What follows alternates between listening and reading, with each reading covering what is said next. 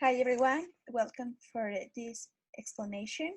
Today I'm going to give a general idea about the importance of the next subject, which is called Classroom Management, Techniques and Reflection and Practice. So first of all, I'm going to share my screen in order that you can watch it and understand better the topic. So we're going to start with what is the importance or what are the main topics that we are going to check during this video. So we're going to analyze the role of the classroom talk. For example, what is the teacher talk important? What is interaction analysis? And what is the difference between transactional and international communication? In the second one, we are going to identify what is the main idea about corrective feedback and the different topics, for example, corrective feedback process, the difference between error and mistakes, some theories like behaviorism learning and corrective feedback. Other important topic is group work, which it is a little bit focused on giving a specific explanation about managing collaborative and cooperative learning, what is the differences, and the individualization about mixed ability, which is so important to identify in the classroom because you can analyze and take into account the multiple intelligences of your students, what are the main common characteristics, and what are the classroom implications to organize the class. Well, another feature that in our classroom could be present is discipline. What is the role of this? And in the classroom and control, how can you manage in order that discipline could be a factor in order to improve the acquisition of a second language learning, second language.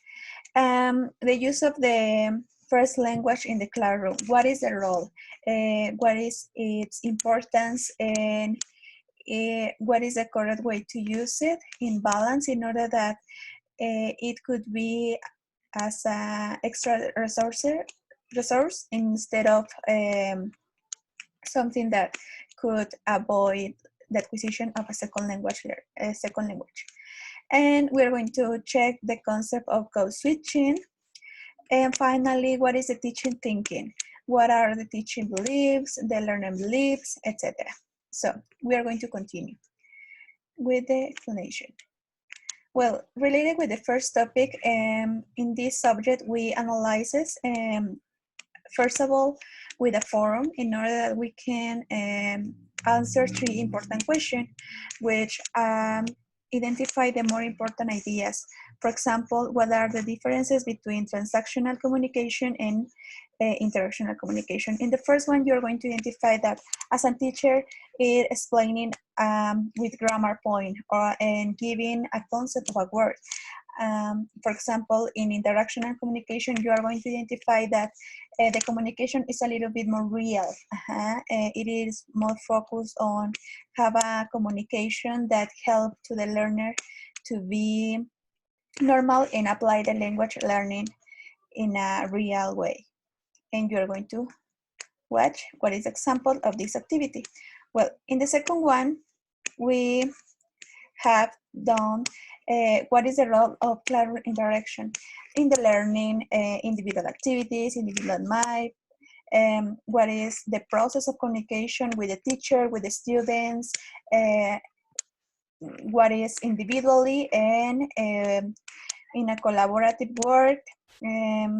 Also, we are going to identify what is the interaction analysis, what are the main reasons, the author like Sharon about the interaction, for example, what do the learners, what is the opportunity that they have, and what is the result of the teacher talk and learner talk. This is more in focus on what is the role and what are the advantages and disadvantages about the interaction that we can organize in our English classes. So in the next chapter, we check about corrective feedback. What is feedback? What is the difference between error and mistake? What are the different ways to provide feedback, and how to involve the students to understand better instead of be present in their affective filter. It is more focused on increased motivation and help learners to be more able to understand the use of the second language instead of to increase their afraid of don't talk or don't use it in real situation or in educative situations. The next chapter, it is focused on group work, which it was more related with swain out hypothesis, which it explains us what is the role of a group work, what are the main advantages. For example, the teaching is a little bit freer. It is going to be more focused on how students are independent and able to follow their own work and learning. It is focused on scaffolding, how use better the language. Students are going to have more opportunities to use the target language. The interaction is going to be more useful instead of a little bit lack of apply it in real situation. And this infographic help to understand the advantages and disadvantages, what are the main goals, the factors, what is the role of collaborative learning, the individualism, etc. In the next chapter, we have checked the mixed ability, which it is more present now in the English classes and classes in general, because most of the students have different characteristics with their multiple intelligences, with their context, age.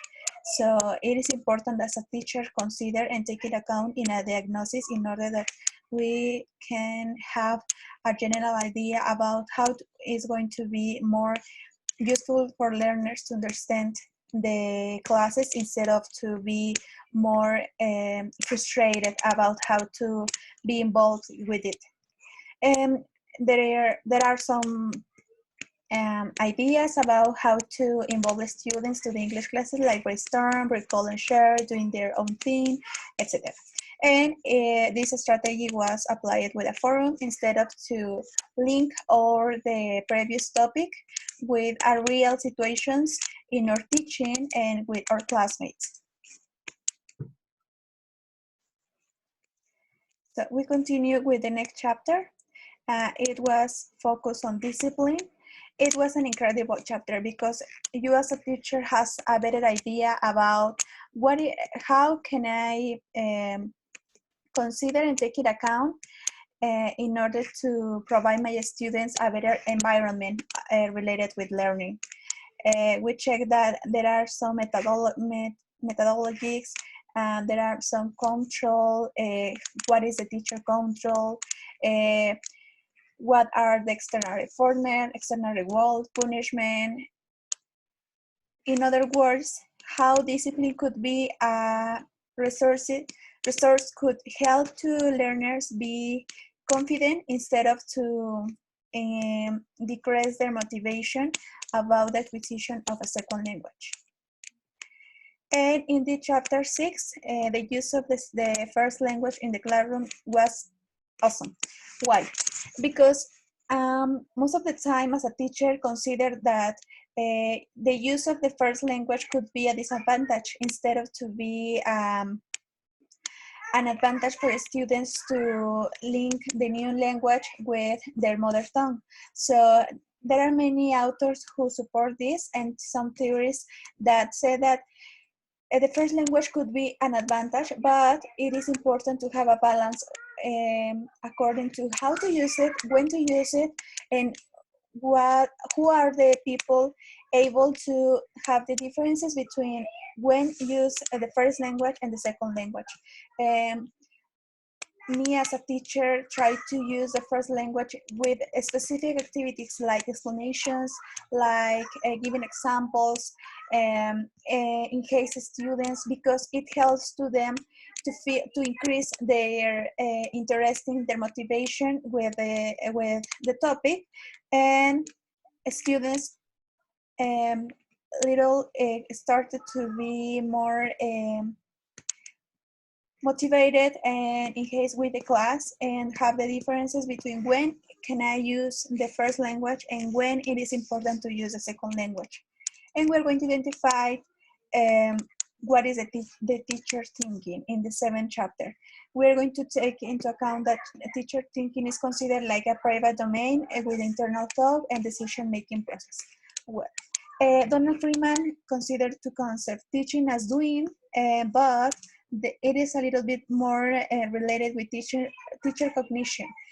In other words, teaching as thinking and doing. So we are going to take into account 3 phases important: the pre-active decision, interactive decision, and post-active decision. In other words, the pre-active is when we as a teacher elaborate the lesson plan and we consider how to organize the class in order that could increase the learning and how students could understand better the topic. The interactive decision is when I start the class, is when the class is happening and the activities are applied. And post-active decision is after lesson, and it is going to be the analysis about what activities were better for students, what needs to improve, and the evaluation about how to do it better. And we're going to consider some areas, for example, the way of teaching. It is more related with the conscious knowledge, teacher beliefs. It is related about how in the second language is learned. How teachers think that are the best activities to students to acquire better the second knowledge, the second language learning.